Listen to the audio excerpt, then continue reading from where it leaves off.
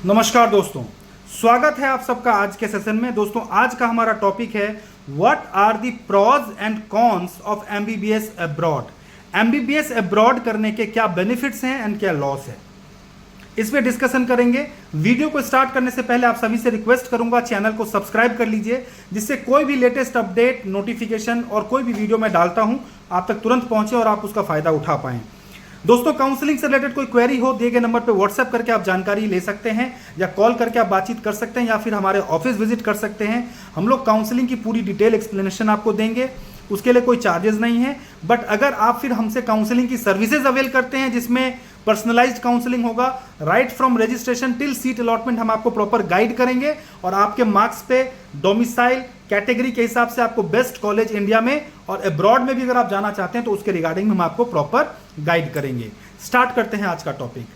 देखिए, ये एक ऐसा टॉपिक है एमबीबीएस अब्रॉड जो कि कई मायनों में तभी डिफाइन कर सकता है कोई, क्योंकि ये फाइनेंस से रिलेटेड है। कोई भी स्टूडेंट जो इंडिया में है, अगर उसके पास फंड्स हैं, उसके पास पैसे हैं, तो वह अब्रॉड जाकर के एमबीबीएस करना नहीं चाहता है। मैं अब्रॉड से मेरा मतलब है रसिया या Kyrgyzstan, Kazakhstan, Bangladesh, Nepal, Mauritius, इन सब कंट्री से कोई नहीं करना चाहता अगर उसके पास इतना पैसा है कि वो इंडिया में एमबीबीएस कर सके। ये अनफॉर्चुनेट है कि हमारे यहाँ पे फीस जो है वो काफ़ी महंगी है, हमारे यहाँ पे जो कॉलेजेस हैं वो काफ़ी महंगे हैं और इस फीस पे सबके बस की बात नहीं है कि इंडिया में वो एमबीबीएस कराएं अपने बच्चों को। तो स्टूडेंट्स को मजबूरी में बाहर जाना पड़ता है। तो इस वजह से बहुत ज़्यादा डिस्कशन ये कि क्या बेनिफिशियल है क्या बेनिफिशियल नहीं है वो रेलिवेंट नहीं होता। रेलिवेंट इसलिए नहीं होता कि अगर मेरे पास 1 करोड़ नहीं है, 70 लाख नहीं है, 80 लाख नहीं है, तो मैं तो इंडिया से कर ही नहीं सकता हूँ, क्योंकि अगर मेरे मार्क्स 450 हैं, लेकिन 400 हैं, 350 हैं, 200 हैं, तो मैं तो इंडिया से कर ही नहीं पाऊंगा क्योंकि मेरा बजट ही नहीं है। तो यहाँ पे प्रॉज एंड कॉन्स का तो कोई डिस्कशन होता ही नहीं है, because we have only one choice and that is abroad. Because India में budget will be around 70, 80 lakh, 90 lakh, 1 crore. But still बहुत सारे स्टूडेंट्स हैं जो ये जानना चाहते हैं कि सर थोड़ा सा अगर इस पे हम डिस्कस करें कि क्या बेनिफिट्स हैं और क्या प्रॉब्लम्स हैं। तो मैंने सोचा एक वीडियो अपलोड किया जाए जिसमें हम इन सारी चीज़ों पे डिस्कस करेंगे। इररिलेवेंट ऑफ बजट, क्योंकि बजट एक बहुत बड़ा फैक्टर है। इंडिया में अगर आप करते हैं तो 70-80 लाख से कम का ऑप्शन है नहीं, और जो हैं उसके लिए मार्क्स आपके गवर्नमेंट जैसे होने चाहिए। अगर 45-50 लाख में कुछ ऑप्शंस हैं भी तो आपके मार्क्स जो हैं वो गवर्नमेंट जैसे हैं, तभी आपको वहां पे 550 से ऊपर है तभी आपको वहां पे सीट मिल सकता है। सेमी गवर्नमेंट की बात करें भारत में तो डोमिसाइल स्टूडेंट को ही मिलता है, और ज़्यादातर semi government colleges south India में हैं, तो वहां पे जो डोमिसाइल स्टूडेंट्स हैं उन्हीं को उसका बेनिफिट मिलता है, और वो भी गवर्नमेंट से 20, 30, 40 नंबर नीचे वाले स्टूडेंट को ही उसका बेनिफिट मिलता है। उससे कम मार्क्स वाले बच्चों को नहीं मिलता। फिर उनको या तो प्राइवेट में जाएं, 1 करोड़ का बजट लेके जाएं, या फिर अब्रॉड जाएं। तो डिस्कशन जो है वो बजट पे तो हो ही नहीं सकता, क्योंकि जमीन आसमान का फर्क है बजट में। बात करते हैं बजट के अलावा क्या प्रॉस एंड कॉन्स हैं। तो देखिए, बजट के अलावा अगर हम बात करें तो एमबीबीएस अगर आप अब्रॉड से करके आते हैं और इंडिया में करते हैं तो सबसे मेजर फर्क जो है वो है टाइम का। आप किसी भी कंट्री से करेंगे तो आपका जो टोटल टाइम कंज्यूम होगा वो होगा 7 ईयर्स। 5 साल का कोर्स, 1 साल की इंटर्नशिप आपको वहां करनी होगी और 1 साल की इंटर्नशिप वापस इंडिया आकर के आपको करनी होगी। ये 7 साल तब लगेगा जब आप फर्स्ट अटेम्प्ट में यहां पे नेक्स्ट 1 क्लियर कर लेंगे तो आपको इंटर्नशिप तुरंत मिल जाएगा। अगर आप फर्स्ट अटेम्प्ट में क्लियर नहीं कर पाते हैं नेक्स्ट 1, फिर आपको और वेट करना पड़ेगा, और जो 7 साल का एमबीबीएस है वो 8 साल भी हो सकता है, 9 साल भी हो सकता है। तो लेकिन इंडिया से अगर आप करते हैं तो नेक्स्ट 1 तो आपको भी क्लियर करना पड़ेगा।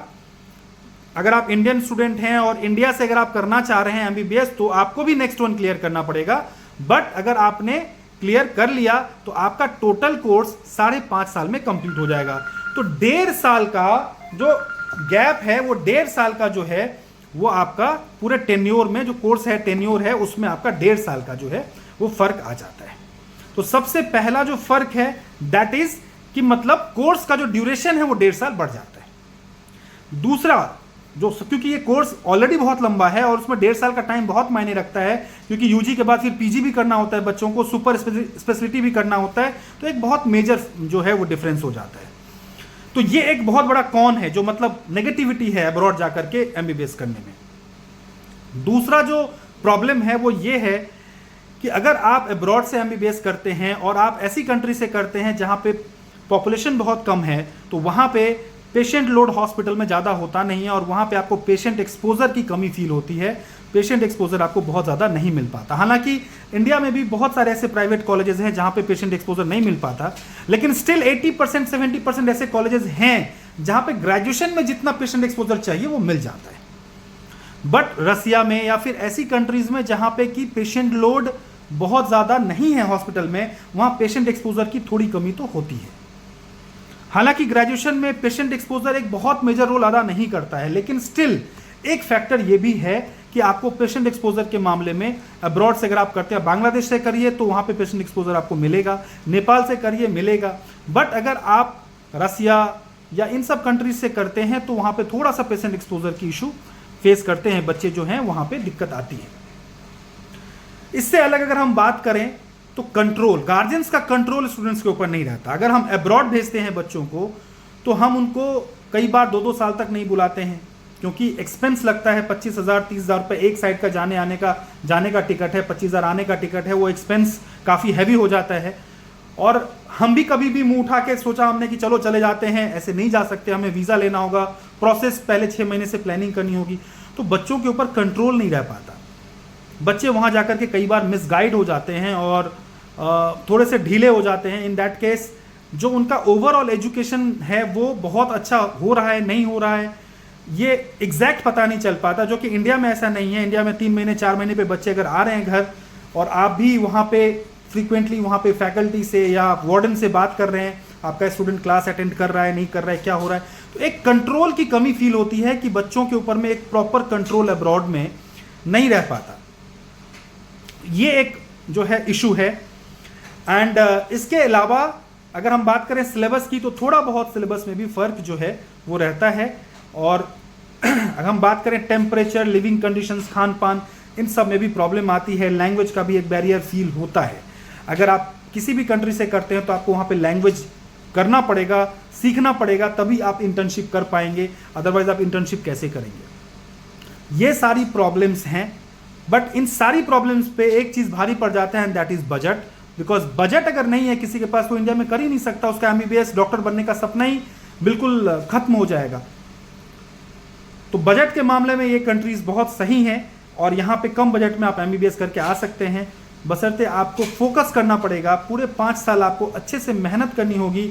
आप पीजी की तैयारी ऑनलाइन कर सकते हैं।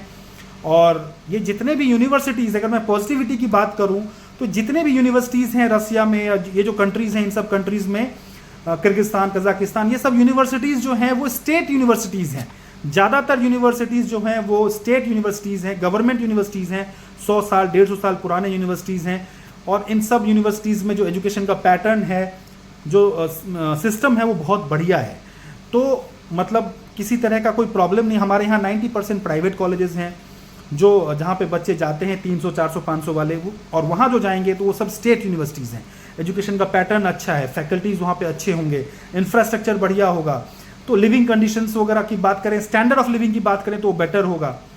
और बच्चे को एक एक्सपोजर मिलेगा, बाहर जा कर के वो हर कंट्री के लोगों से देखेगा कि हर कंट्री के स्टूडेंट्स आए हुए हैं, तो एक वो भी एक फॉरेन एक्सपोजर मिलता है। अगर आप उस माहौल में जाकर के अपने आप पे काबू करके और अच्छे से 5 साल मेहनत करते हैं और यहाँ आकर के फर्स्ट अटेम्प्ट में अगर आप क्लियर कर लेते हैं तो डेफिनेटली एक अच्छा ऑप्शन है, आप अब्रॉड जा करके कर सकते हैं। तो मैंने प्रॉज और कॉन्स दोनों बताया, जिसमें प्रॉज में सबसे इंपॉर्टेंट तो बजट है, बिकॉज बजट का तो कोई सोल्यूशन ही नहीं है। बाकी चीज़ों के बारे में हम डिस्कस कर सकते हैं बट बजट का तो कोई तोड़ ही नहीं है। अगर हम बात करें कि अब्रॉड में फिर किस कंट्री में जाना चाहिए बच्चों को, तो देखिए Bangladesh is a nice option. Bangladesh में पेशेंट लोड भी है, सिलेबस भी इंडियन है, किताबें भी आपको मैक्सिमम इंडियन ही मिल जाएंगी वहाँ पे। और वहाँ पे क्या है कि कंट्रोल रहता है बच्चों के ऊपर, बच्चे ईद हो, होली हो, दिवाली हो, यहाँ आ जा सकते हैं। एंड खान पान, रहन सहन, बहुत सारी चीज़ें इंडिया से मैच करती हैं। ट्रांसपोर्ट का कोई दिक्कत नहीं है, जाना आना, टिकट की कोई बात नहीं है। 8,000 10,000 की टिकट है ढाका की। Bangladesh is a nice option. Nepal is a nice option. अगर 150 मार्क्स हैं आपके और 1 करोड़ के बजट में आपको इंडिया में कॉलेज मिल रहा है तो आप नेपाल जाइए, 50-55 लाख के बजट में आप वहाँ से करके आ जाएंगे। Nepal is a nice option, वहाँ तो वीज़ा की भी ज़रूरत नहीं है।